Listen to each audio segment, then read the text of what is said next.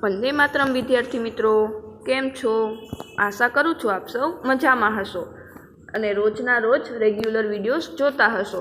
जो विडियो जोता होय तो तमने ख्याल हशे कि आज आपणे शुं करवाना छीए कि आपणे गया विडियोमां आइडलनी स्वापथीमां प्रकरण 1 राष्ट्रीय फळ केरीमां 1 થી 24 प्रश्नों सुधी जोई गया हता।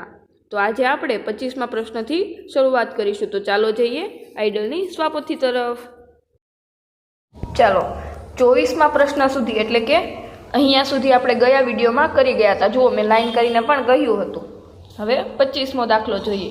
आंबावाड़ी अने तेना खेडूत एटले के આપણે પાઠ્યપુસ્તકમાં જે પ્રમાણે ટોપિક ભણ્યા એ જ પ્રમાણે આમાં ટોપિક પ્રમાણે જ દાખલા આપેલા છે। જુઓ 25મો, રામજીભાઈ બળદગાડા દ્વારા કેરીના બોક્સ માર્કેટ સુધી લઈ જાય છે। ખેતરથી માર્કેટનું અંતર 12 કિમી છે। તો આપણને અહીંયા એક માહિતી મળી ગઈ કે શું મળ્યું કે ખેતરથી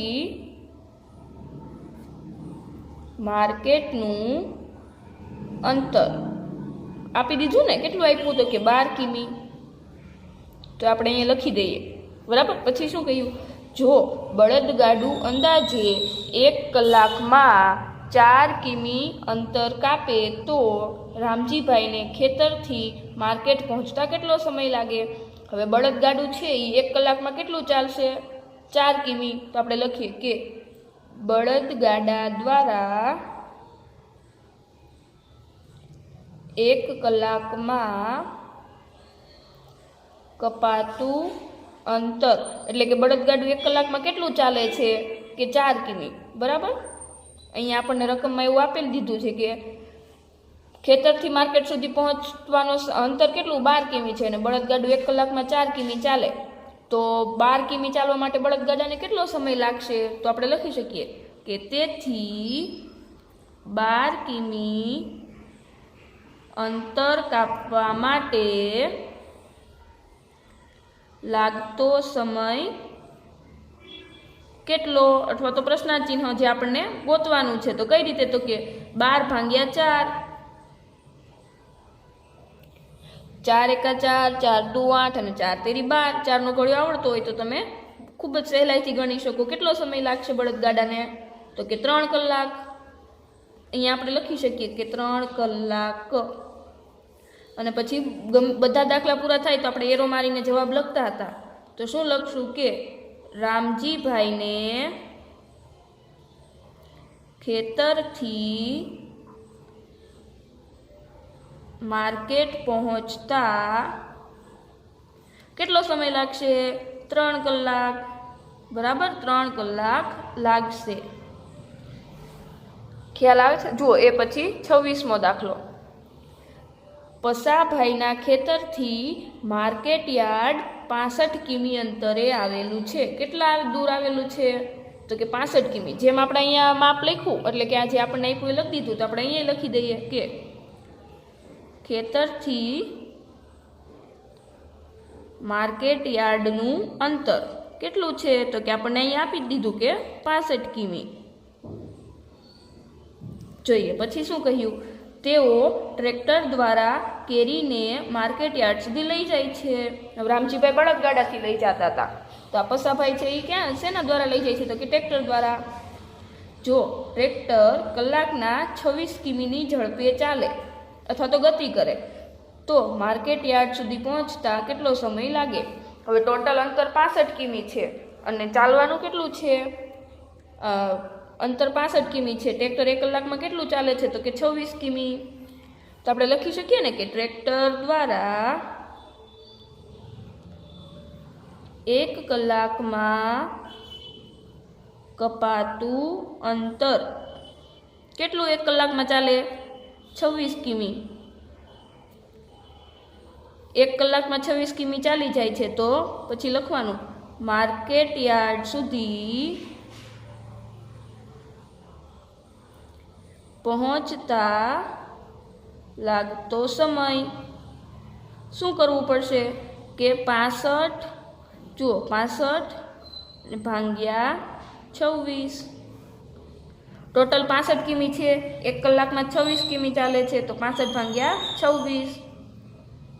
હવે 65 ભાગ્યા 26, 26નો ઘડિયો તો આવડતો ન હોય તો શું કરવાનું કે 26 એકા તો 26 થાય, પછી 24 ગુણ્યા 2 આ તમારે રફકામમાં કરવાનું છે, અહીંયા બાજુમાં કરવાનું નથી. જુઓ હું અહીંયા બાજુમાં ગણું, તમારે બાજુમાં ગણવાનું નથી, રફકામમાં કરવાનું છે.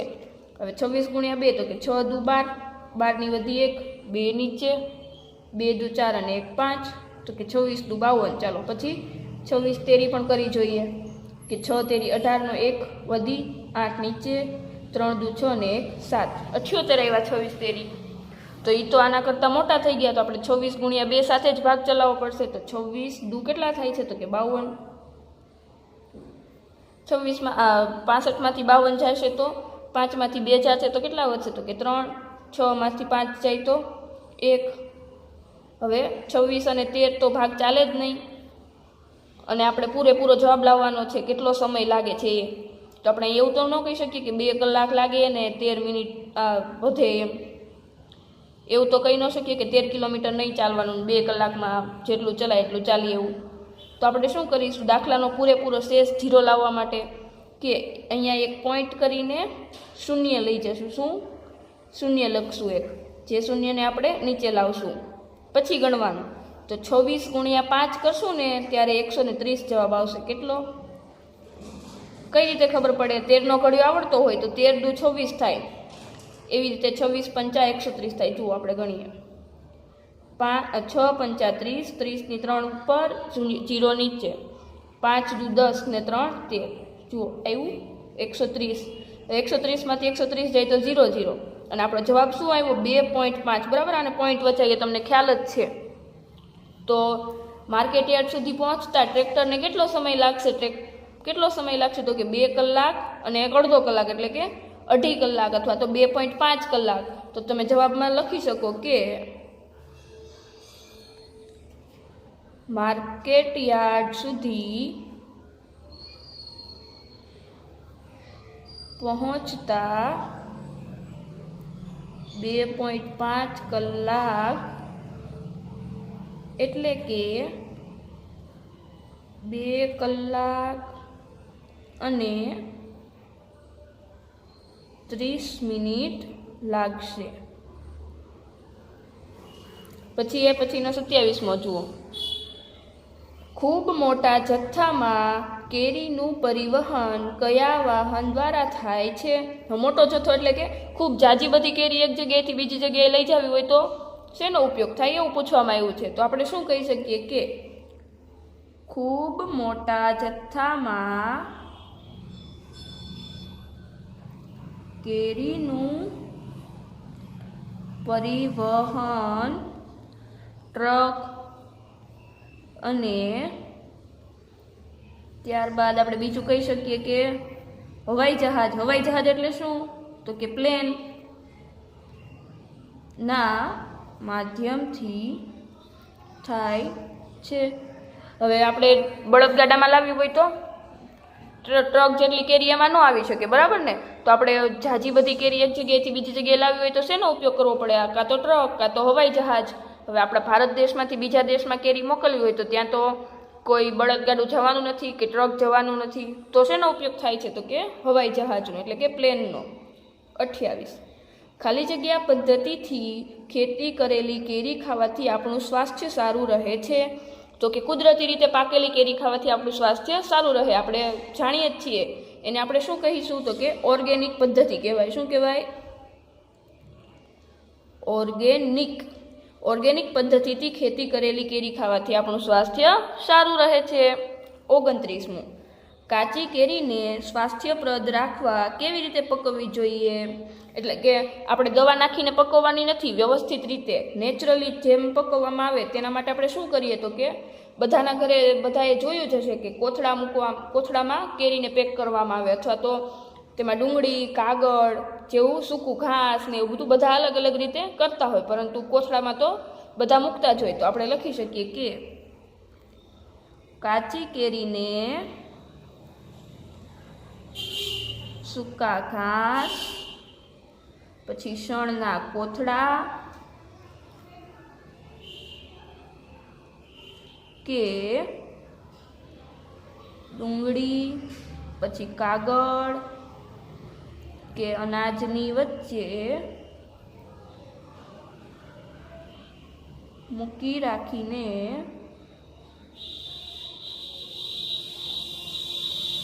પકવવી જોઈએ, કે એમાં કંઈ દવા નાખવાની નહીં, કે એને પકવવા માટે કોઈ દવા ઉમેર્યા વગર કેરીને પકવવી હોય તો શું કરવું પડે? તો કે એમાં ડુંગળી કાગળમાં વીંટવાની, કાં તો અનાજની જે આપણી કોઠી હોય, અનાજની પેટી હોય. ઘણા લોકો જૂના સમયમાં એવું પણ કરતા કે ઘઉં ભરવાની પેટી હોય કે કોઈ પણ અનાજ હોય એમાં કેરીને વીંટાડીને મૂકવામાં આવે. કેમ કે એમાં હવા ન જતી હોય અને ગરમી જેવું વાતાવરણ હોય, તેથી નેચરલી પાકી શકે અને એ આપણા સ્વાસ્થ્ય માટે સારી. આપણે જુઓ ઓર્ગેનિક પદ્ધતિ એટલે શું? એ બધું આ જ કે નેચરલી કેરીને પકવવામાં આવે તે આપણા સ્વાસ્થ્ય માટે સારું કહેવાય. જુઓ પાના નંબર 10 પર હવે કંઈક આવું આપ્યું છે, કયું વાહન કેટલી કેરી લાવે? આવો ટોપિક આપણે પાઠ્યપુસ્તકમાં પણ કર્યો જ હતો, બરાબર ને? હવે આમાં પણ જોઈ લઈએ. અહીંયા કોષ્ટક આપેલું છે, આપેલા કોષ્ટક પરથી ગણતરી કરીને જવાબ લખવાના છે. અહીંયા કોષ્ટક આપ્યું, એના પરથી અહીંયા નીચે પ્રશ્નો આપ્યા છે, બરાબર? જુઓ અહીંયા વાહન આપ્યા કે બળદગાડું, છકડો રિક્ષા, ટ્રેક્ટર અને ટ્રક. એક ફેરામાં કેરીનું થતું વહન એટલે કે ટ્રાન્સફર, એક જગ્યાએથી બીજી જગ્યાએ કેરી કેટલું લાવી શકે? તો કે બળદગાડું છે 250 અહીંયા કિલોગ્રામ લખ્યું, બરાબર? તો 250 કિલોગ્રામ કેરી લાવી શકે બળદગાડું એક વારમાં. છકડો રિક્ષા છે એ એક વારમાં 500 કિલોગ્રામ કેરી લાવી શકે, જ્યારે ટ્રેક્ટર છે એ 900 કિલોગ્રામ અને ટ્રક છે એ 5000 કિલોગ્રામ કેરી લાવી શકે. બળદગાડું છે એ 1 કલાકમાં 3 કિલોમીટર ચાલે છે. જુઓ અહીંયા કાઉન્સમાં તમને કિમી લખીને આપેલું છે. જ્યારે છકડો રિક્ષા છે એ 1 કલાકમાં 13 કિમી ચાલે છે. એવી રીતે ટ્રેક્ટર 25 કિમી અને ટ્રક છે એ 40 કિમી ચાલે છે. ચાલો આપણે પ્રશ્નો જોઈએ કે પહેલું શું આપ્યું કે છકડો રિક્ષા 5 ફેરામાં કેટલી કેરી લાવશે? તો આપણને ખબર છે 1 ફેરામાં કેટલી કેરી લાવે છે છકડો રિક્ષા? 500 કિલોગ્રામ.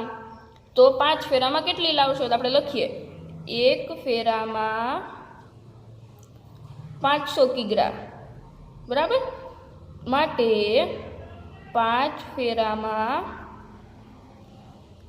કેટલા કિગ્રા? કેટલાને આપણે પ્રશ્નાચિહ્ન લખીએ તો શું કરવું પડશે? 500 ગુણ્યા 5. તો 5 ગુણ્યા 0 એટલે કે 0, 5 ગુણ્યા 0 એટલે કે 0, 5 ગુણ્યા 5 એટલે કે 25, બરાબર? તો શું જવાબ આવ્યો? તો કે 2500 કિગ્રા. આમાં જગ્યા ઓછી છે તો તમે એરો મારીને જવાબ નહીં લખો તો ચાલશે, આ રીતે બોક્સ બનાવીને જવાબ લખી દેજો. બીજું, ટ્રેક્ટર 4 કલાકમાં કેટલું અંતર કાપશે? તો ટ્રેક્ટર છે એ 1 કલાકમાં કેટલું અંતર કાપે છે? જુઓ ટ્રેક્ટર અને એની સામે વાહન દ્વારા 1 કલાકમાં કપાતું અંતર કેટલું છે? 25 કિમી. તો આપણે લખી શકીએ 1 કલાકમાં 25 કિમી, જે આપણને કોષ્ટકમાં આપ્યું છે. પછી આપણને કેટલા કલાકનું પૂછ્યું? 4 કલાકનું. તો માટે 4 કલાકમાં કેટલાને આપણે પ્રશ્નચિહ્ન કરીએ છીએ કેટલા કિમી? તો શું કરવું પડશે? 25 ગુણ્યા 4. 4 પંચા 20, 20 ની વધી 2 ઉપર, 0 નીચે, 4 દુ 8 અને એમાં 2 ઉમેરવાના, 4 દુ 8 ને 2 10. તો શું આવ્યું? 100 કિમી. શું કહી શકીએ કે ટ્રેક્ટર છે એ 4 કલાકમાં 100 કિમી જેટલું અંતર કાપશે. ત્રીજું, ટ્રકને 240 કિમી અંતર કાપવા કેટલો સમય લાગે?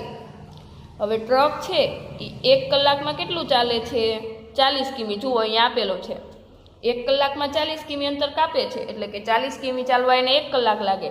તો 240 કિમી ચાલવા કેટલો સમય લાગશે એ પૂછ્યું છે, બરાબર? તો આપણે લખીએ 40 કિમી માટે 1 કલાક, જે આપણને કોષ્ટકમાં આપ્યું છે માટે. પછી આપણને કેટલા કિમીનું પૂછ્યું? તો કે 240. તો 240 કિમી માટે કેટલી કલાક લાગશે? એના માટે શું કરવું પડશે કે 240 ભાગ્યા 40 આ રીતે. તો આપણે પહેલાં એક અંશ અને એક છેદનો શૂન્ય શૂન્ય ઉડાડી દઈએ એટલે કે ભાગાકાર નાનો થઈ જાય, સંખ્યા નાની થઈ જાય. હવે 24 ભાગ્યા 4 કરવાનું છે. હવે 4ના ઘડિયામાં 24 ક્યારે આવશે? તો કે 4 એકા 4, 4 દુ 8, 4 તેરી 12, ચોકી ચોકી 16, 4 પંચા 20, 4 છંગ 24. તો શું જવાબ આવ્યો કે 6 કલાક લાગે. ટ્રકને 240 કિમી અંતર કાપવા માટે કેટલો સમય લાગશે? તો કે 6 કલાક. જુઓ ચોથું, ટ્રકના એક ફેરામાં લાવવામાં આવતી કેરી કેટલી છે? ટ્રકના એક ફેરામાં લાવવામાં આવતી કેરી આપણે અહીંયા લખીએ. ટ્રકના એક ફેરામાં લવાતી કેરી કોષ્ટકમાં આપણે જોઈ લઈએ કે ટ્રકના એક ફેરામાં કેટલી કેરી આવે છે. જુઓ તો 5000 કિગ્રા. તો આપણે લખી શકીએ ને 5000 કિગ્રા. પછી કીધું એને બરાબર છકડો રિક્ષાના ખાલી જગ્યા ફેરામાં લાવવામાં આવતી કેરી. હવે ટ્રકના એક વારમાં 5000 કેરી આવે છે તો છકડો રિક્ષામાં કેટલી વાર લાવવી પડે? તો 5000 કિગ્રા થાય. તો આપણે છકડો રિક્ષાને જોઈએ તો છકડો રિક્ષામાં એક વારમાં 500 કિલોગ્રામ કેરી આવે છે. બરાબર. તો આપણે લખ્યું કે ટ્રકના એક ફેરામાં લવાતી કેરી 5000 કિગ્રા અને છકડો રિક્ષાના એક ફેરામાં લવાતી કેરી કેટલી છે? 500 કિગ્રા. બરાબર. અહીંયા જગ્યા ઓછી પડી એટલે હું 500 લખેલા છે. જુઓ અહીં ફરીથી લખી દો 500. બરાબર. હવે 500 કિગ્રાની હેરફેર માટે એક ફેરો જોઈએ તો 5000 કિગ્રાને લાવવા હોય તો છકડો રિક્ષાના કેટલા ફેરા જોઈએ? તો આપણે લખીએ 500 કિગ્રા માટે એક ફેરો છકડો રિક્ષાનો. બરાબર. તો 5000 કિગ્રા માટે કેટલા ફેરા જોઈશે? હવે શું કરવાનું? તો કે 5000 ભાગ્યા 500. હવે છેદમાંથી એક શૂન્ય તો અંશમાંથી પણ એક શૂન્ય, છેદમાંથી બીજો શૂન્ય તો અંશમાંથી પણ બીજો શૂન્ય. હવે 50 ભાગ્યા 5 વધ્યું તો ભાગાકાર નાનો થઈ ગયો. તમે સહેલાઈથી કરી શકો કે 5 × 50. કેટલા ફેરા જોશે છકડો રિક્ષાને? 10 ફેરા. ખ્યાલ આવે છે? જુઓ 5000 કિલોગ્રામ કેરી લાવવા માટે છકડો રિક્ષાને 10 ફેરા કરવા પડે. બરાબર. પાંચમું, બળદગાડા કરતાં છકડો રિક્ષાની વહન ક્ષમતા ખાલી જગ્યા ગણી છે. હવે આપણે જોઈએ કે બળદગાડું છે એ કેટલી કેરીનું વહન કરે છે? તો કે 250 કિલોગ્રામ કેરીનું. અને છકડો રિક્ષા છે એ 500 કિલોગ્રામ કેરીનું. તો જે બળદગાડાની કરતાં છકડો રિક્ષાની ક્ષમતા છે એ 2 ગણી છે. કેટલી? બમણી છે. એમ કે 250 + 250 કરીએ ત્યારે 500 થઈ જાય. જુઓ 5 × 5 = 10 નો શૂન, વધી 1 2 2 4 અને 1 5. તો અહીંયા આવશે એ. પછી નીચેનું જુઓ, કેટલીક મોટી સંખ્યાઓ. આપણે 1 લાખ ને 1 કરોડની વાતો સાંભળી હતી. બરાબર ને? અને પાઠ્યપુસ્તકમાં જોયું હતું કે 1 લાખ બરાબર 1 ખાલી જગ્યા 1000. તો 1 અને 100,000 આપણે જોયું હતું. તમને યાદ હશે 1 લાખને કઈ રીતે લખાય? 1 ની પાછળ 5 શૂન્ય લાગે. તો આ 100 અને આ 1000. કે આ 100,000 ની પાછળ કેટલા શૂન્યો હોય? તો કે 3. 100,000 એટલે અહીંયા 100 આવશે. બરાબર. તમને ખ્યાલ આવે છે? જુઓ સમજવાનો પ્રયત્ન કરો.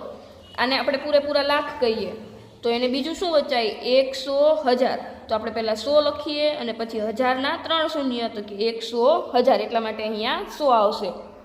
જુઓ 32મું, 1 લાખમાં ખાલી જગ્યા શૂન્ય આવે. તો આપણે અહીંયા જ જોયું કેટલા શૂન્ય આવે છે? તો કે 5.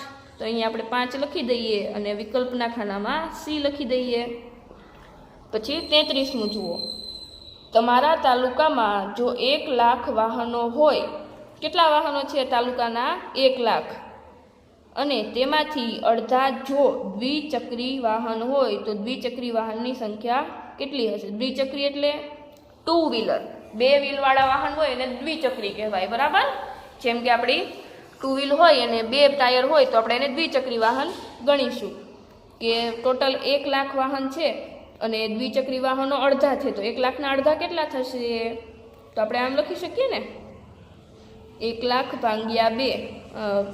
2 લખજો ઇંગ્લિશમાં. તો કેટલો જવાબ આવશે? 50,000. 50,000. હવે તમે શબ્દોમાં પણ લખી શકશો કે 50,000.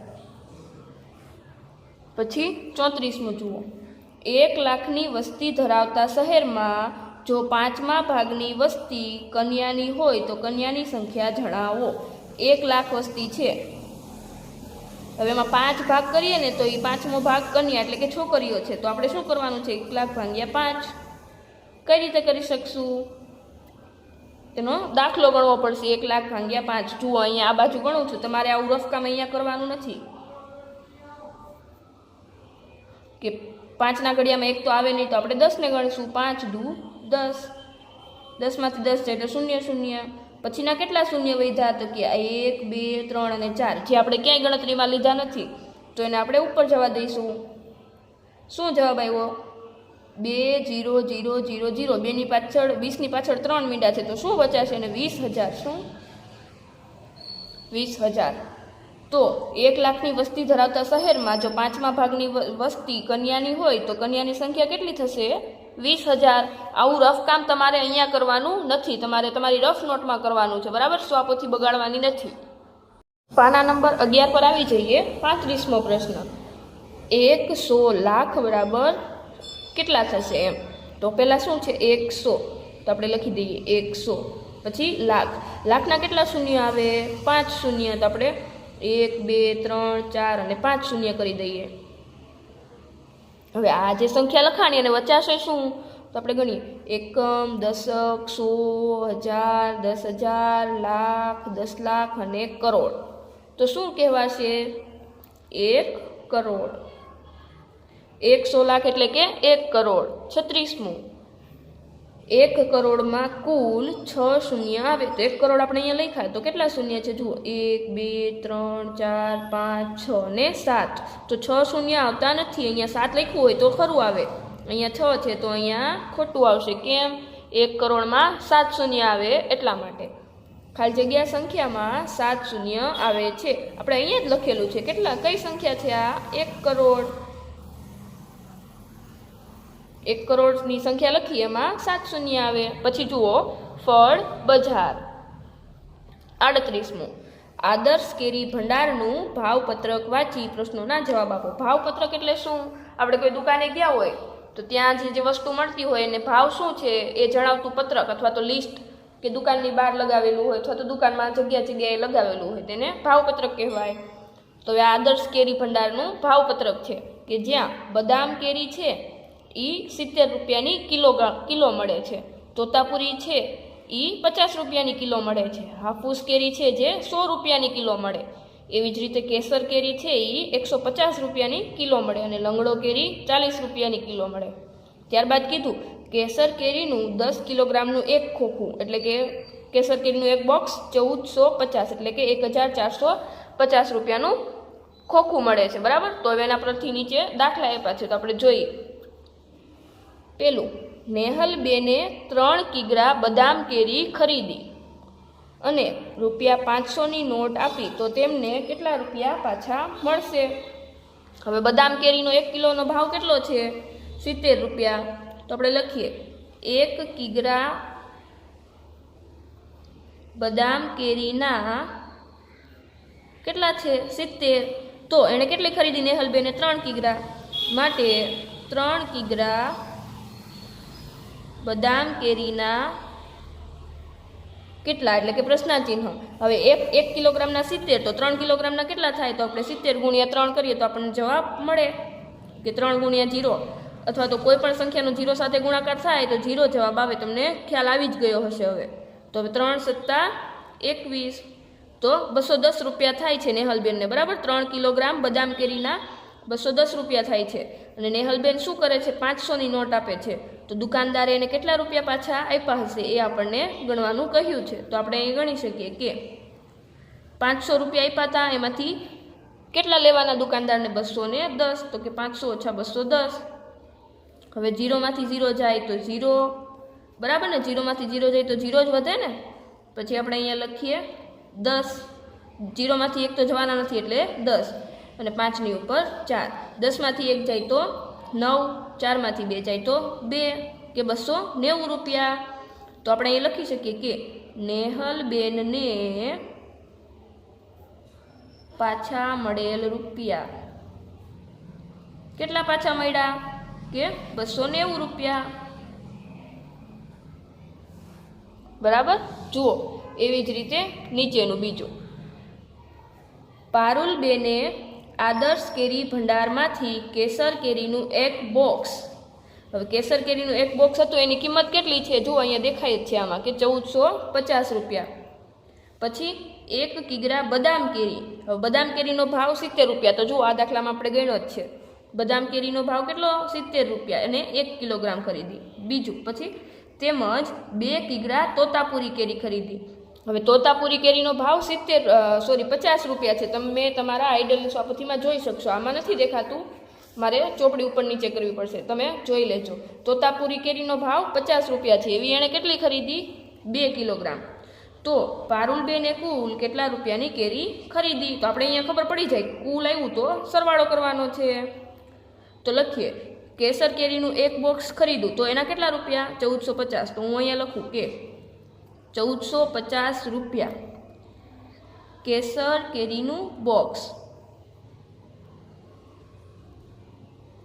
પછી વત્તા બીજું શું ખરીદું, 1 કિગ્રા બદામ કેરી, બદામ કેરીના કેટલા રૂપિયા છે 70 રૂપિયા, તો 70 રૂપિયા શેના, બદામ કેરીના.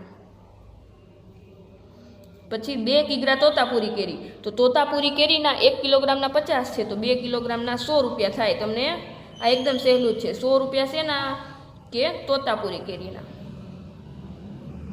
હવે આનો સરવાળો કરી દઈએ તો આપણને ખબર પડી જાય ને કે પારુલબેને કુલ કેટલા રૂપિયાની કેરી ખરીદી. તો ગણીએ, 0 0 0 એનો સરવાળો 0, પછી 7 વત્તા 5 તો કે 7, પછી 8 9 10 11 અને 12, તો 12નો બગડો અહીંયા વધી 1 ઉપર, 4 ને 1 5 અને 1 6, આ બાજુ 1 ના 1, તો 1620 રૂપિયાની કેરી ખરીદી. તો આપણે અહીંયા જવાબ લખી શકીએ કે પારુલબેને કુલ 1620 રૂપિયાની કેરી ખરીદી. બરાબર, જુઓ એ જ રીતે ત્રીજો, વિશ્વાએ અમુક કિગ્રા કેસર કેરી ખરીદી, તેણે દુકાનદારને રૂપિયા 500ની એક નોટ અને 100ની એક નોટ આપી, એટલે કે કુલ કેટલા રૂપિયા આપ્યા, 500 ને 100 કુલ 600 રૂપિયા આપ્યા. તો તેણે કેટલા કિગ્રા કેરી ખરીદી હશે. હવે કેસર કેરીનો ભાવ 150 રૂપિયા છે, તમને કોષ્ટકમાં દેખાતું જ હશે. બરાબર, 150 રૂપિયાની 1 કિલોગ્રામ કેરી મળે છે, તો 600 રૂપિયામાં કેટલી કેરી મળી હશે, આપણે એ ગણવાનું છે. જુઓ તો આપણે લખીએ, 150 રૂપિયામાં 1 કિગ્રા કેસર કેરી મળે.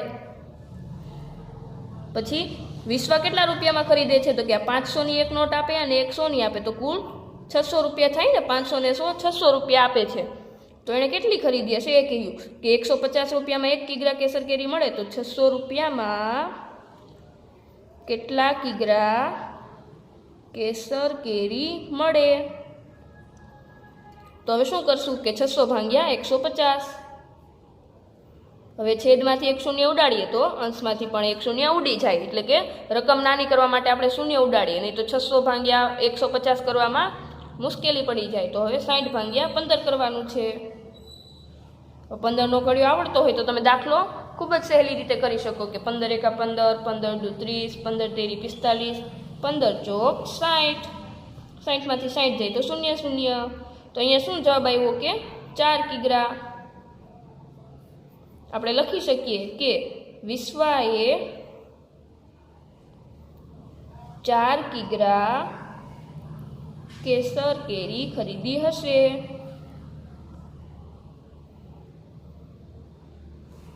બરાબર, પછી જુઓ ચોથું, કેસર કેરીનું એક બોક્સ ખરીદતા 1 કિગ્રા કેરી ખાલી જગ્યા રૂપિયામાં ખરીદી ગણાય. હવે તમને રકમ અહીંયા ઉપર કોઠામાં મતલબ આ જો બોક્સ આપ્યું એમાં બતાવ્યું છે કે કેસર કેરીનું 10 કિલોગ્રામનું બોક્સ છે એ 1450 રૂપિયાનું છે, એટલે કે 10 કિલોગ્રામના 1450 છે, તો 1 કિલોગ્રામના કેટલા આપણે લખી શકીએ કે 10 કિગ્રાના 1450 છે, તો 1 કિગ્રાના કેટલા, એટલે કે 1450 ભાગ્યા 10, હવે છેદમાં 1 શૂન્ય ઉડાડીએ તો અંશમાં 1 શૂન્ય વધે, તો શું વધ્યું 145. તો કેસર કેરીનું એક બોક્સ ખરીદતા 1 કિગ્રા કેરી 45 રૂપિયામાં ખરીદી ગણાય। પાના નંબર 12 પર પાંચમો દાખલો જુઓ। ઋત્વા પાસે કુલ 400 રૂપિયા છે, તેણે ચોથા ભાગના રૂપિયા ખર્ચી તોતાપુરી કેરી ખરીદી। હવે મેં પાઠ્યપુસ્તક ચલાવ્યું ત્યારે મેં આવું ગોળ કરીને સમજાવ્યું હતું કે આ 400 રૂપિયા છે કુલ, તો એમાં ચોથો ભાગ કેટલો થાય? ચોથો ભાગ તો કે 4 ભાગ કરીએ એમાંથી 1 ભાગ એટલે કે ચોથો ભાગ। હવે ચોથા ભાગના રૂપિયા ખર્ચી તોતાપુરી કેરી ખરીદી। આ 4 ભાગમાં ટોટલ 400 રૂપિયા છે, તો 1 ભાગના કેટલા થશે? 100 રૂપિયા, બરાબર। આ તો ખૂબ સહેલું આપ્યું છે આમાં। પછી બાકીના 3/4 એટલે કે 3/4 ભાગના રૂપિયાથી કેસર કેરી ખરીદી।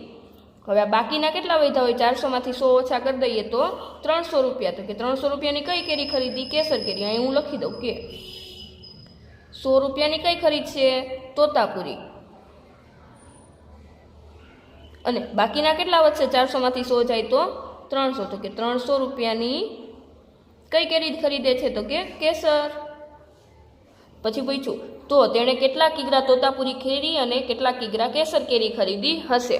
હવે 100 રૂપિયામાં તોતાપુરી કેરી કેટલી મળશે? તો જુઓ અહીંયા મેં કોષ્ટક રાખ્યું કે તોતાપુરી કેરી 50 રૂપિયાની કિલોગ્રામ મળે છે, તો 100 રૂપિયાની કેટલી મળશે? તો આપણે લખીએ કે 50 રૂપિયાની 1 કિગ્રા આપણે તોતાપુરી માટે ગણીએ છીએ, બરાબર, આ બાજુ। તો 100 રૂપિયાની કેટલી એટલે તો કેટલા કિગ્રા? તો શું કરવું પડશે કે 100 ભાગ્યા 50। અહીંયા નીચે 1 શૂન્ય ઉડે તો ઉપર પણ 1 શૂન્ય ઉડશે। હવે 10 ભાગ્યા 5 કરવાનું છે, તો આપણે ગણી દઈએ કે 10 ભાગ્યા 5, 5 દુ 10, તો 2 કિગ્રા તોતાપુરી કેરી મળશે। કેટલી મળશે? 2 કિગ્રા। એવી જ રીતે કેસર કેરી, કે કેસર કેરીનો 1 કિલોગ્રામનો ભાવ 150 રૂપિયા છે, જુઓ તમને દેખાય છે। તો આપણે લખીએ કે 150 રૂપિયાની 1 કિગ્રા, તો કેટલા રૂપિયાની કેસર ખરીદી? 300ની, તો 300 રૂપિયાની કેટલા કિગ્રા મળશે? હવે 300 ભાગ્યા 150, છેદમાંથી 1 શૂન્ય, અંશમાંથી પણ 1 શૂન્ય। હવે શું વધ્યું? 30 ભાગ્યા 15, કે 15 દુ 30, તો કેસર કેરી પણ કેટલી ખરીદશે? 2 કિગ્રા। હવે અહીંયા આપણે જવાબ લખી શકીએ કે ઋત્વાએ 2 કિગ્રા તોતાપુરી અને 2 કિગ્રા કેસર કેરી ખરીદી હશે। પછી છે કેરી ઉત્પાદકોની મહિલા આમ્ર બેંક। આ ટોપિક આપણે પાઠ્યપુસ્તકમાં ચલાવવાનો બાકી છે, એટલા માટે અહીં આપણે અટકાવીએ છીએ। આગળના વિડીયોમાં આપણે પાઠ્યપુસ્તકમાં કેરી ઉત્પાદકોની મહિલા આમ્ર બેંકથી શરૂઆત કરીશું। આજના વિડીયોમાં જે કરાવ્યું એટલે કે પ્રશ્ન નંબર 38 સુધી, 38માં 5 દાખલા હતા, એટલે કે 12મા પાના નંબર ઉપર અહીંયા સુધી તમારે આજે ગૃહ કાર્યમાં કરવાનું છે।